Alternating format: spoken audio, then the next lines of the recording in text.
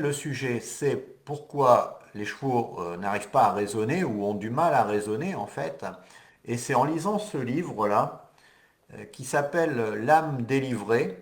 Alors pourquoi j'ai acheté ce livre? Tout simplement parce qu'il y avait le mot âme dedans, parce qu'il y avait un cheval sur la couverture et puis parce qu'il n'était pas cher.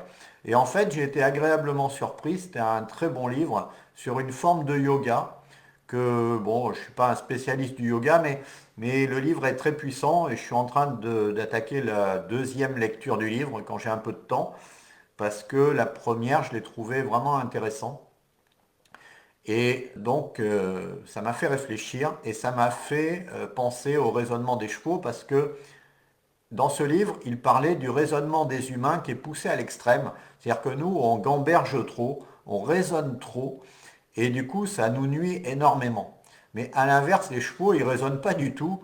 Et peut-être qu'il y a un juste milieu à trouver entre les deux, en fait, hein. Donc, vous voyez qu'en fait, ça s'est fait tout à fait par hasard parce que je ne m'étais pas posé cette question, ou tout au moins, je n'avais pas la réponse, en fait, par rapport à ça. Et d'un seul coup, ça m'est venu comme ça et je trouvais ça vraiment puissant. Et du coup, j'ai refait le lien avec plein de choses que j'avais déjà évoquées avant. Donc, euh, d'abord, on m'a dit, avant même que je fasse le live, que c'était de la théorie, que c'était... Voilà. Mais non, on va pas faire de théorie ce soir, on va justement parler de pratique. On va pas parler de théorie. Parce que c'est pas un sujet théorique, ça n'aurait aucun sens. Donc ça va être un sujet pratique. Et j'ai fait une vidéo il y a quelques années sur ma chaîne YouTube sur le mental des chevaux en fait, et notamment ça s'appelait les capacités mentales insoupçonnées de votre cheval. Et cette vidéo, je l'ai re-regardée cet après-midi. Et franchement, c'est dommage qu'elle n'ait pas eu un gros succès parce que c'est certainement, peut-être même la vidéo la plus importante de ma chaîne YouTube, que j'ai fait sur ma chaîne YouTube, parce que ça aide à comprendre les vraies capacités des chevaux, celles qu'on ne va pas chercher en fait, ou mal. Alors, évidemment, moi, dans mes recherches, j'ai trouvé des histoires de chevaux qui raisonnaient. Pas les histoires, mais les chevaux qui arrivaient à raisonner. Et en fait, c'est quand même pas facile de faire raisonner un cheval. Et je savais pas, enfin, je savais pas comment on fait pour rendre, entre guillemets, un cheval intelligent. Alors évidemment, il ne faut pas confondre raisonnement et instinct. Il y a beaucoup de gens qui m'ont dit, le cheval raisonne par instinct. Mais non, enfin, ça s'oppose en fait. Quand il est dans l'instinct, il raisonne pas, ou tout au moins pas beaucoup. Il va raisonner par rapport à son expérience. Et donc, il va se référer à son expérience. Mais ce n'est pas un vrai raisonnement, ce n'est pas une logique, c'est pas des déductions, c'est des déductions, mais ça va être une déduction légère. Moi, je parle vraiment d'un vrai raisonnement, de tenir un vrai raisonnement. Comme nous, on peut le faire dans notre tête, en fait. On est capable de le faire. Et ça m'a fait penser aux petits enfants. Un petit enfant, quand il naît, il raisonne pas, en fait. Quand il naît, il a faim, il crie, il a soif, il crie, il veut être changé, il crie, voilà, il sait faire que ça en fait. Il ne sait pas raisonner. Et progressivement, quand il va grandir, il va commencer à pouvoir raisonner. Et qu'est-ce qui va faire la différence entre l'enfant qui raisonne et l'enfant qui ne raisonne pas? Eh bien, c'est le langage en réalité. C'est-à-dire quand l'enfant commence à avoir un langage, il peut commencer à tenir un raisonnement. Et quand on réfléchit dans notre tête, on réfléchit dans notre langue. On ne réfléchit pas en chinois si on ne connaît pas le chinois. Ça n'a aucun sens. On réfléchit, bon évidemment on peut avoir des intuitions qui nous tombent sans avoir réfléchi, on ne sait pas d'où ça vient, ça existe, mais quand on veut tenir un raisonnement, on va réfléchir dans notre tête comme avec une voix qui va nous parler, on va se parler à nous-mêmes en fait, dans notre tête. Et on se parle tout le temps, en permanence dans notre tête. Et c'est comme ça qu'on peut raisonner. Mais ces paroles qu'on entend dans notre tête, elles sont dans notre langue. On peut raisonner dans plusieurs langues si on connaît plusieurs langues. D'ailleurs, on peut raisonner en anglais si on connaît l'anglais. On n'est pas obligé de raisonner qu'en français.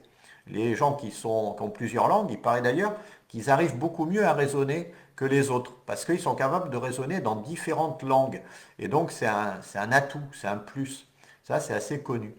Alors vous voyez que en fait, c'est ça la différence. C'est-à-dire que nos chevaux, ils n'ont pas de mots en fait dans leur tête, de langage en fait. Et si on veut qu'ils raisonnent, eh bien, il faut leur apprendre des phrases en fait, des mots qui puissent résonner dans leur tête. Et sinon, ils ne peuvent pas avoir de raisonnement s'ils n'ont pas un langage pour raisonner. Et c'est pour ça qu'il y a certains chevaux qui sont capables de raisonner. Alors je voudrais prendre deux exemples. En fait, le premier exemple, c'est celui que je prends dans ma vidéo. Il s'agit de Karl Kral, qui était un élève de Van Osten. Et Van Osten était la personne qui avait éduqué le cheval Hans, Clever Hans, Hans le malin, qui avait dérogé la chronique, défrayé, pardon, la chronique au début du XXe siècle. Et on avait dit oui, mais Hans, il regardait en fait les personnes qui lui posaient les questions et il répondait en fonction, etc. Donc on avait mis ça à la trappe. Sauf qu'il avait un de ses élèves qui s'appelait Karl Kral, qui a repris les travaux de Van Osten, mais de façon différente. Et lui, il n'a pas formé un seul cheval, il a formé un troupeau de 6 chevaux. Il passait 2 heures par jour à éduquer chacun des 6 chevaux. Ça faisait 12 heures par jour quand même à travailler, hein. Donc pour éduquer les 6 chevaux. Mais à la fin, les chevaux, ils étaient capables de tenir une conversation entre eux, pas seulement avec l'humain.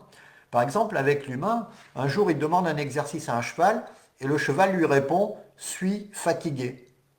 Et là, le cheval avait quand même été capable de raisonner pour comprendre qu'il n'avait plus envie et pour le dire, il a tapé, parce qu'il avait appris un code en morse, hein, en fait, hein, une sorte de morse, et vous regarderez ma vidéo pour avoir plus de détails.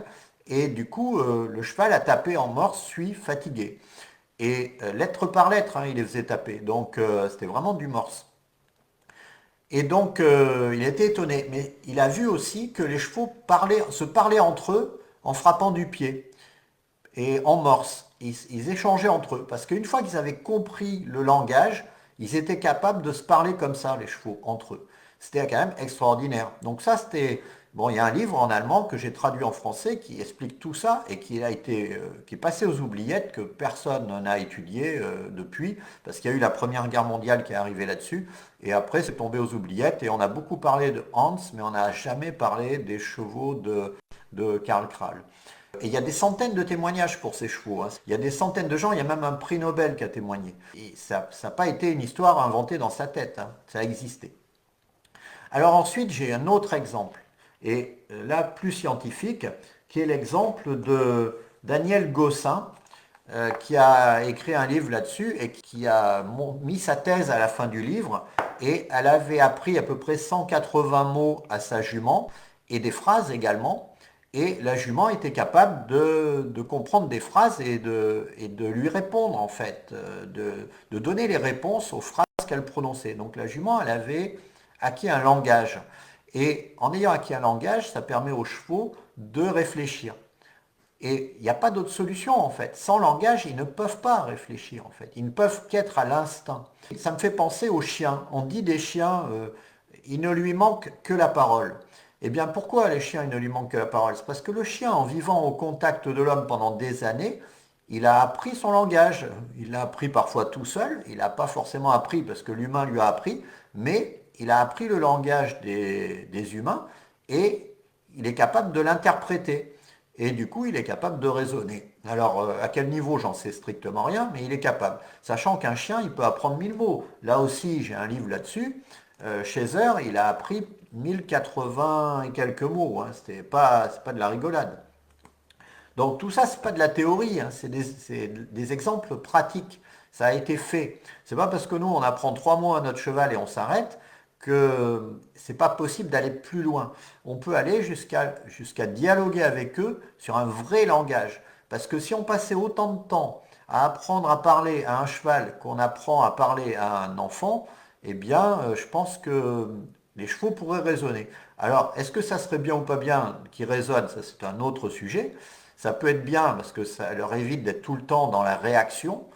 Donc ça peut être bien, mais s'ils raisonnent comme nous, c'est-à-dire ils ont une voix, comme il est dit dans ce livre, de psychopathe qui nous parle en permanence, si c'était un ami qui nous parlait comme notre voix intérieure nous parle, on l'aurait mis dehors au bout d'une journée.